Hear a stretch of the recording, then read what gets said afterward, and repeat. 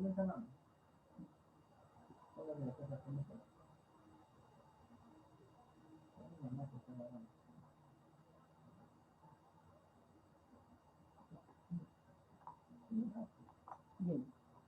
Buenas tardes, estimados estudiantes.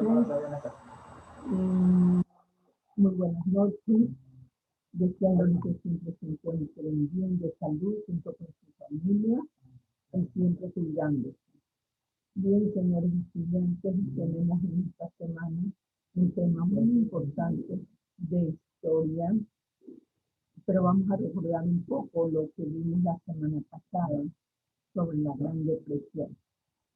Recordamos que después de la Primera Guerra Mundial en el año de 1914, Estados Unidos se convirtió en una de las grandes potencias económicas mundiales, en la que se produjeron bienes a un ritmo elevado y en cantidades superiores a las necesarias. En consecuencia, se acumularon los stocks. El equilibrio entre oferta y demanda de productos se vio descompensado.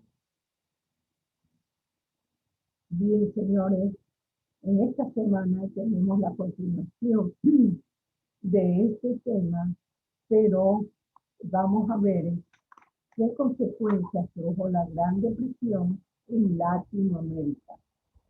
Ya, ¿cuáles son los países latinoamericanos? Son como el nuestro: Ecuador, Colombia, Perú, Brasil, Bolivia, Chile, Argentina, etcétera. Ya, vamos a ver entonces cuáles fueron los efectos de la Gran Depresión para estos países. Durante la década de 1920, Estados Unidos se convirtió en el principal prestamista a nivel mundial para el momento de la crisis. Los países latinoamericanos estaban endeudados con bonos y títulos norteamericanos y europeos. ¿Cuáles fueron las consecuencias que se produjeron en Latinoamérica? La primera fue, dada la paralización de los préstamos extranjeros, los países latinoamericanos decidieron suspender el pago de la deuda externa. Otra consecuencia, al caer el poder adquisitivo y el productivo, Estados Unidos y los países europeos implementaron elevados impuestos a las importaciones latinoamericanas, como el café y el cacao. Como consecuencia de esto, aumentó la pobreza y el desempleo. Otra consecuencia, tenemos el desencanto del liberalismo económico y auge de los movimientos socialistas y de izquierda. Y por último, tenemos la implementación de regímenes dictatoriales de tipo militar apoyado por los Estados Unidos.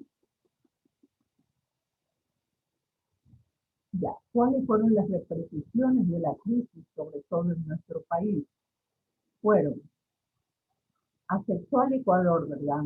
País que para entonces dependía de la exportación del cacao. Los aranceles a las importaciones en los Estados Unidos también afectaron a los negocios, o sea, demasiados impuestos. Además, una plaga afectó a las plantaciones y finalmente la disminución del consumo afectó los ingresos del país. Y por último, la banca priorizó el sector agrícola para la acreditación de préstamos. Bien, señores, esto tenemos pues a grandes rasgos sobre la repercusión de la crisis en Latinoamérica y sobre todo en Ecuador. Bien, vamos a ver un video muy importante relacionado con el tema. Por favor, véalo con mucha atención.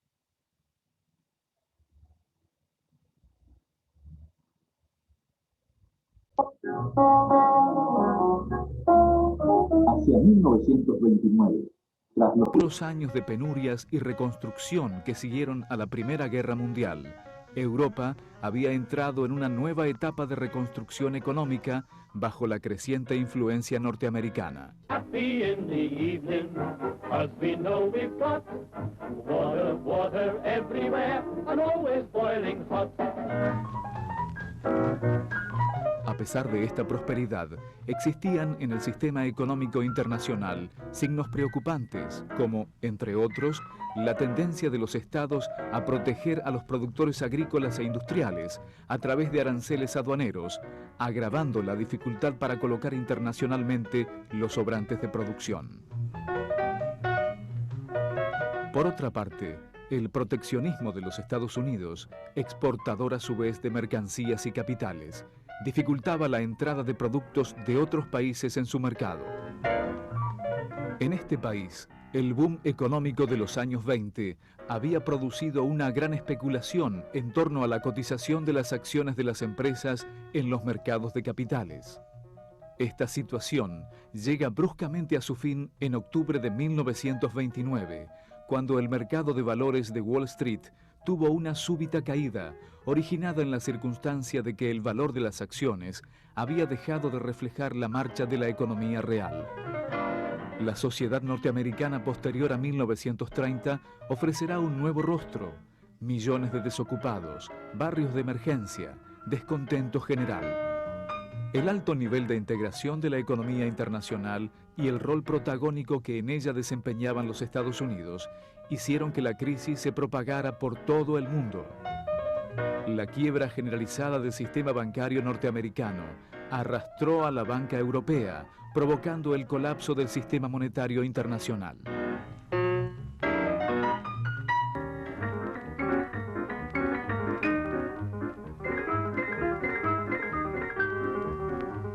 La situación económica se proyectó rápidamente a la esfera social y político-ideológica, cuestionando las concepciones políticas del liberalismo y dando por tierra con el optimismo y la fe en el progreso indefinido iniciado unos años antes.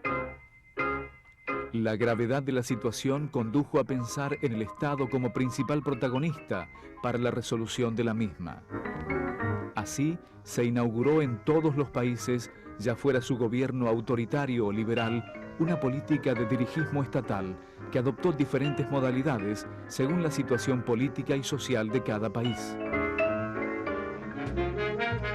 En los Estados Unidos, en 1932, el Partido Republicano es derrotado por el del candidato demócrata Franklin Delano Roosevelt, quien pone en práctica el intervencionismo del Estado, reemplazando el liberalismo desenfrenado de los gobiernos republicanos.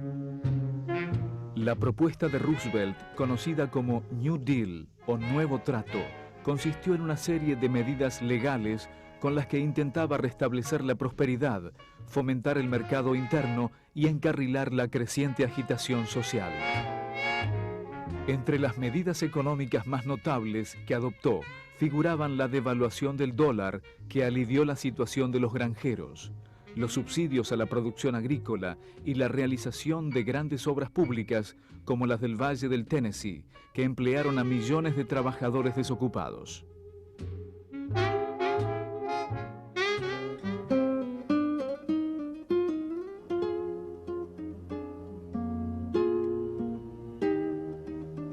La crisis mundial de 1929 golpeó duramente a las economías latinoamericanas.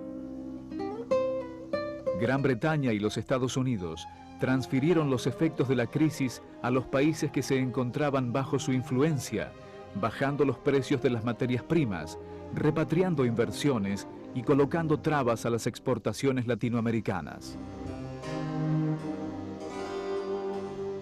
Las consecuencias de estas políticas fueron el desempleo y la miseria. Ante la falta de divisas, comienza a desarrollarse la industria liviana para reemplazar las importaciones que ya no pueden adquirirse.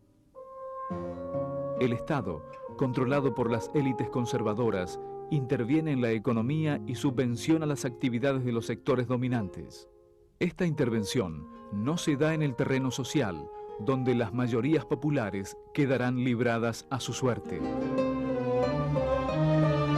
La excepción a estas políticas conservadoras fue el México de Lázaro Cárdenas, profundizando las conquistas en la legislación laboral, en la división de los latifundios y la expropiación de las compañías petroleras en 1936.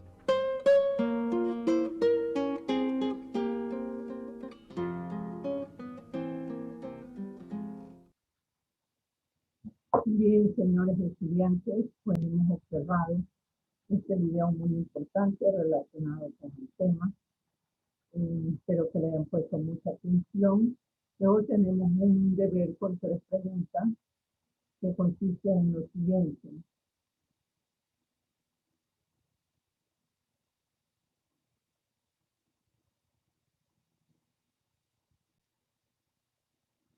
Primera pregunta, ¿qué país se convirtió en el principal prestamista en 1920? Segunda pregunta, ¿por qué los países latinoamericanos suspenden el pago de la deuda externa? Y tercera pregunta, ¿qué productos agrícolas exportaba Latinoamérica? Bien, señores, todas las preguntas están muy fáciles, están en temas que se ha tratado. Bueno, señores, yo les agradezco mucho por su atención. Muchas gracias.